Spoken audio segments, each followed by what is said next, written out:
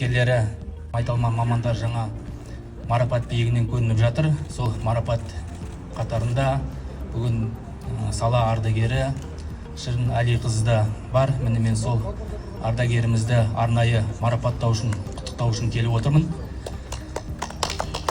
Қадірлі Шырын Әлиқызы, сіз енді осы заңдылықты сақтау саласында 30 жылдан астам жемісті еңбек еттіңіз. Жасаған бейнетіңіздің зейнетін көріп отқан кейуанасыз. Осы сала ардагерлерінің арасында сіздің қазір шоқтығыңыз биік. Сіз әрдайым құрметтісіз. Жаңа айтып өткендей, өзіңіздің еңбек жолыңызда, өмір жолыңызда көп шәкірт тәрбиеледіңіз, артыңызда өнегелі із қалдырған тұлғасыз. Сондықтан бүгінде міне осындай құрметке ие болып жатсыз.